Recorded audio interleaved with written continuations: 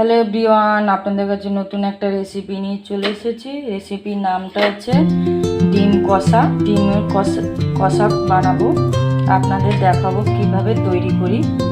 তার আগে আমি ডিমগুলো সমস্ত ডিম আমি সিদ্ধ করে নিয়েছি, এরপর এটা ছাড়িয়ে নেব।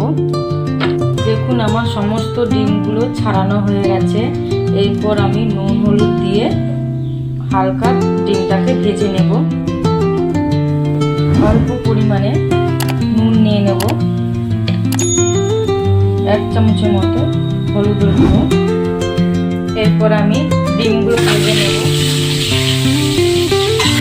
দেখুন আমার ডিম ভাজা হয়ে গেছে, ডিমটা এখন তুলে নেব। এরপর ফোড়ন দেবো সাদা জিরে, দুটো তেজপাতা, কেটে রাখার আলু এখন ছেড়ে দেবো। দেখুন আমার আলুটা লাল করে ভাজা হয়ে গেছে। এরপর দেব আগে পেঁয়াজটা কেটে রেখেছি, এটা এখন দিয়ে দেবো।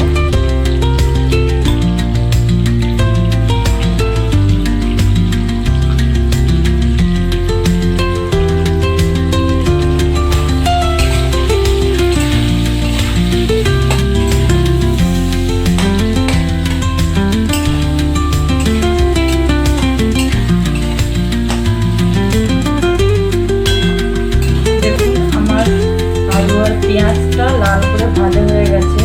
এরপর দেবো আমি মশলা, দেব আদা বাটা, রসুন বাটা, দেব কাঁচা লঙ্কা বাটা,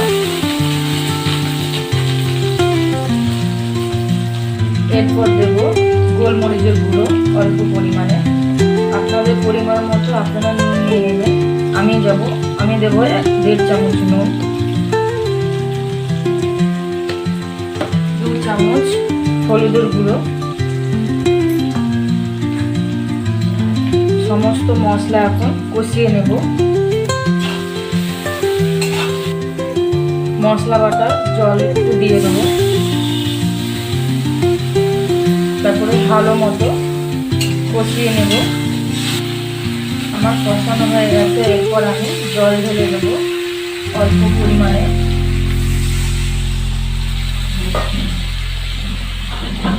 দেখুন আমার ডিম কষা হয়ে গেছে। এখন দিয়ে দেবো গরম মশলা গুঁড়ো, সানরাইজের গরম মশলা। আমার রান্না কমপ্লিট হয়ে গেছে। এখন আমি একটা পাত্রে ঢেলে নেব।